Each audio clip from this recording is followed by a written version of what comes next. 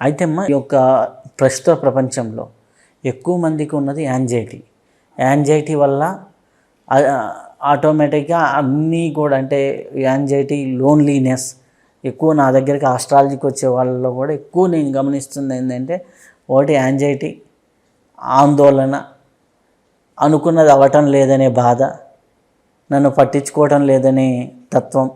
ఇవి అంటే సహజంగా జరిగేటటువంటి, అంటే భౌతికంగా ఉన్న ఫైనాన్షియల్ ప్రాబ్లం, హెల్త్ ప్రాబ్లమ్స్ ఏమి ఉండవు. మానసికంగా ఎక్కువ ఆవేదన, మానసికంగా సంబంధించినటువంటి ఇది ఉంది. దానికి ధ్యానం ఎట్లా మనకి సొల్యూషన్ ఇస్తుంది? ఇక్కడ ధ్యానం చేస్తుంటే కొన్ని కర్మలు కరుగుతాయండి లయ పొందినప్పుడు. కానీ దానికంటే కూడా మనకి ముఖ్యంగా చెప్పేది టీచింగ్స్. కారణ ఫలిత సిద్ధాంతం అనే భగవంతుడి యొక్క ప్రకృతిని గురించి అవగాహన చేసుకోవాల్సి ఉంది ప్రతి ఒక్కళ్ళు. ఇప్పుడు చూడండి, ప్రాణశక్తి పరమాణువులు వచ్చిన తర్వాత వాటి నుంచి ఇప్పుడు అవి ఆత్మ ప్రదక్షిణలు చేస్తున్నాయి. కాంతి కంటే కొన్ని వందల రెట్ల వేగంతో ఆత్మ ప్రదక్షిణ చేస్తుంది ఒక లైఫ్ ఫోర్స్ పార్టికల్ మీరు తీసుకుంటే. అలా తిరిగే క్రమంలో దాంట్లో ఉన్న దివ్య ధూళి బయటికి వెదజల్లబడుతుంది విసిరికొట్టినట్లుగా. అదేమవుతుంది, ఆ వేగానికి విష్ణు చక్రం తిప్పారనుకోండి, చుట్టూతా స్పీడ్గా తిరుగుతున్నట్టు తెలుస్తుంది కదా, పళ్ళ చక్రంలాగా. అదే రకంగా ఈ ప్రాణశక్తి పరమాణువు నుంచి సుడులు తిరుగుతున్న తరంగాల్లాగా అవి రిలీజ్ అవుతున్నాయి. తరంగంలాగా వస్తూ మళ్ళీ చుట్టూ ఉన్న డివైన్ స్పేస్లో అది మర్జ్ అయిపోతుంది. అప్పుడు అక్కడ మ్యాగ్నెటిజం అనేది ప్రొడ్యూస్ అవుతుంది, ఒక ఒత్తిడి. దీన్ని మన వాళ్ళు నాదం అనిను ఓంకారం అని చెప్పారు. ఇప్పుడు ఈ వేవ్స్ అన్నీ కూడా బయటికి రిలీజ్ అవుతున్నాయి. అయితే చుట్టూ ఉన్న శక్తితో మళ్ళీ నొక్కివేయబడుతూ ఉంటాయి. మనందరం కూడా ఒక్కొక్క మ్యాగ్నెటిక్ ఫీల్డ్ అనుకున్నాం. సో నా నుంచి ఏదైతే రిలీజ్ అవుతుందో ఒక ఆలోచన కానీ, మాట కానీ, పని కానీ నేను చేశాను. సో అదేమవుతుందంటే తరంగంలాగా బయటకు వస్తుంది. చిత్తవృత్తులు అన్నారు కదా, సో రౌండ్గా మొత్తం మండలాకారంగా వ్యాపిస్తుంది. ఆ వ్యాపించింది నేను ఎవరిని ఉద్దేశించానో వాళ్ళ మీద పనిచేస్తూ అక్కడి నుంచి కొంత నాకు రిఫ్లెక్ట్ అవుతుంది, ఇంకా కొంత రిఫ్రాక్ట్ అవుతుంది, ఇంకో పక్కకి ఇంకొంతమందిని ఎఫెక్ట్ చేస్తుంది ఆ ఫలితాలు. అలాగ వెళ్తూ ఆ డివైన్కి టచ్ అయినప్పుడు డివైన్ లోపలికి రానిదు దాన్ని. ఎందుకంటే ఆ కంప్రెషన్తో ఉంది, సెల్ఫ్ కంప్రెషన్తో ఉంది డివైన్. అప్పుడు అది ఈ ఆకాశగోళం మీద ఎలా పనిచేస్తుందంటే చుట్టూ ఆవరించుకుని ఒత్తివేస్తున్న శక్తిగా పనిచేస్తుంది. సో ఆకాశగోళం అంతా వ్యాపించినప్పటికీ డివైన్ దాన్ని వెనక్కి కొట్టేస్తుంది.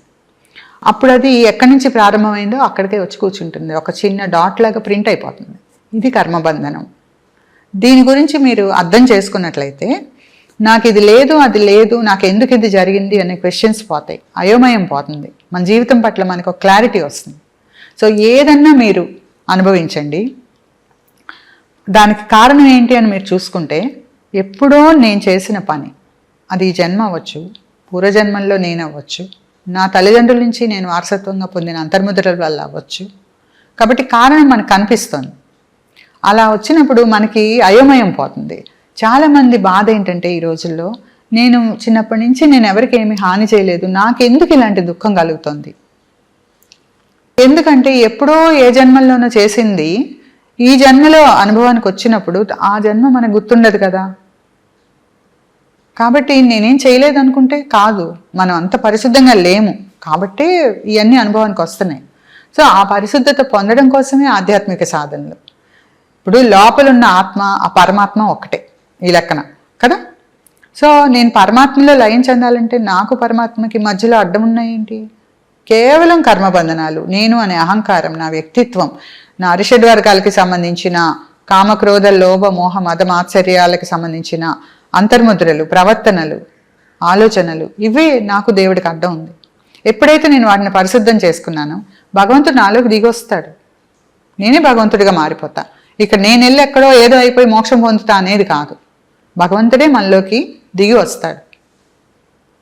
సో అది యోగాభ్యాసంలో ఫైనల్ గోల్ ఏంటంటే అదే, ఐ షుడ్ బికమ్ దట్.